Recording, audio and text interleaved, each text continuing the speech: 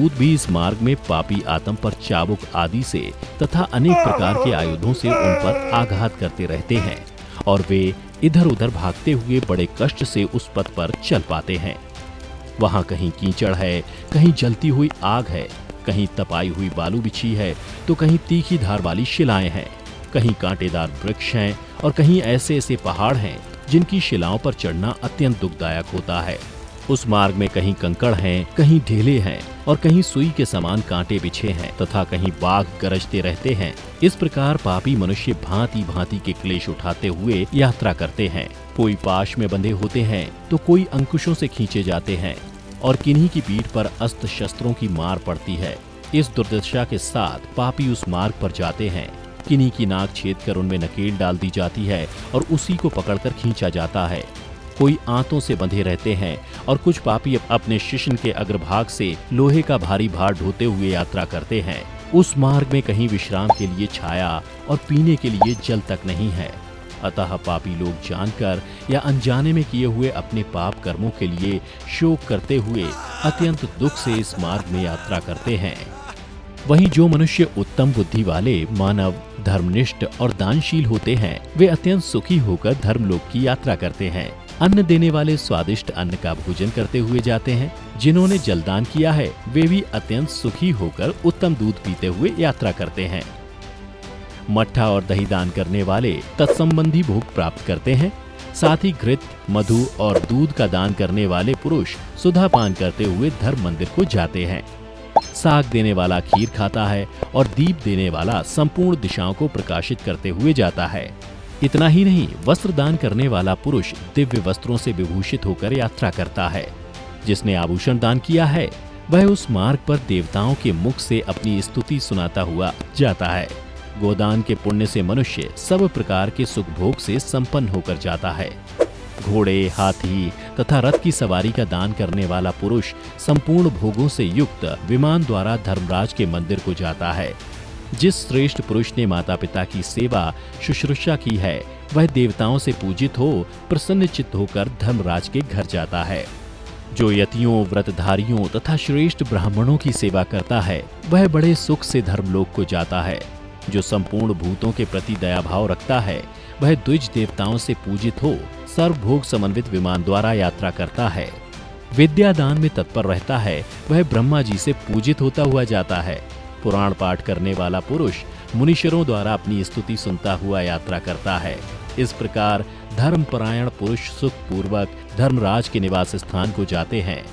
और जब ऐसी पुण्यात्मा यमलोक के द्वार पर पहुंचती हैं, तो धर्मराज चार भुजाओं से युक्त हो शंख, चक्र, गदा और खड़ग धारण करके बड़े स्नेह से मित्र की भांति उस पुण्यात्मा पुरुष की पूजा करते हैं और इस प्रकार कहते हैं, हे बुद्धिमानो, मैं श्रेष्ठ पुण्यात्मा पुरुषो, जो मानव जन्म पाकर पुण्य नहीं करता है वही पापियों में बड़ा है और वह आत्मघात करता है। जो अनित्य मानव जन्म पाकर उसके द्वारा नित्य वास्तु धर्म का साधन नहीं करता वह घोर नरक में जाता है। उससे बढ़कर जड़ और कौन होगा। यह शरीर यातना रूप है और मल आदि के द्वारा अपवित्र है। जो इस पर विश्वास करता है उसे आत्मघाती समझना चाहिए। सब भूतों में प्राणधारी श्रेष्ठ है। उनमें भी जो बुद्धि से जीवन निर्वाह करते हैं वे श्रेष्ठ हैं। उनसे भी मनुष्य श्रेष्ठ हैं। मनुष्यों में ब्राह्मण, ब्राह्मणों में विद्वान और विद्वानों में अच्छन बुद्धि वाले पुरुष श्रेष्ठ हैं। अचंचल बुद्धि वाले पुरुषों में कर्तव्य का पालन करने वाले श्रेष्ठ हैं।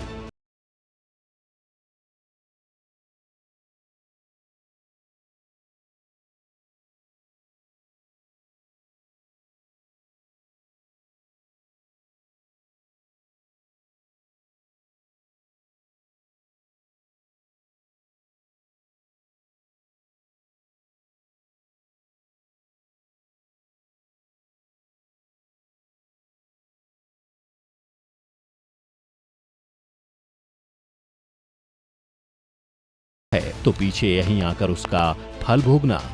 ऐसे दिव्य वचन कहने के बाद यमराज उन पुण्यात्माओं की पूजा करके उन्हें सद्गति को पहुंचा देते हैं। वहीं पापियों को बुलाकर उन्हें काल दंड से डराते हुए फटकारते हैं। उस समय उनकी आवाज प्रलय काल के मेघ के समान भयंकर होती है और उनके शरीर की कांति कज्जलगिरी के समान जान पड़ती है। उनके अस्त्र शस्त्र बिजली की भांति चमकते हैं। जिनके कारण वे बड़े भयंकर जान पड़ते हैं। उनकी 32 भुजाएं हो जाती हैं। शरीर का विस्तार 3 योजन का होता है। उनकी लाल लाल और भयंकर आंखें बावड़ी के समान जान पड़ती हैं। सब दूत यमराज के समान भयंकर होकर गरजने लगते हैं। उन्हें देख पापी जीव थर थर कांपने लगते हैं और अपने अपने कर्मों का विचार करके शोकग्रस्त हो जाते हैं। उस समय यम की आज्ञा से चित्रगुप्त उन सब पापियों से कहते हैं, अरे ओ दुराचारी पापात्माओं, तुम सब लोग अभिमान से दूषित हो रहे हो।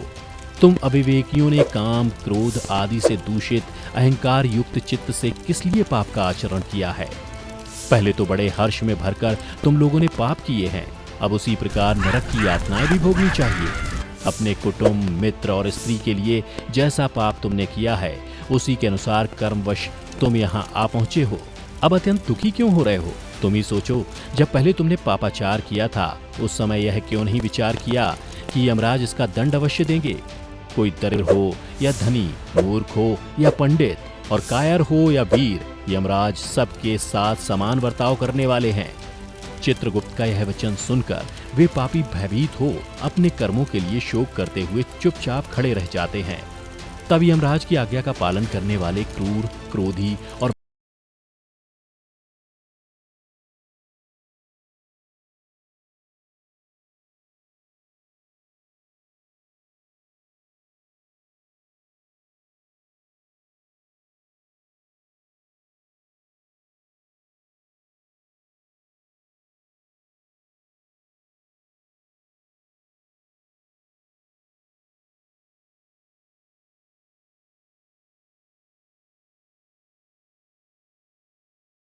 पड़े।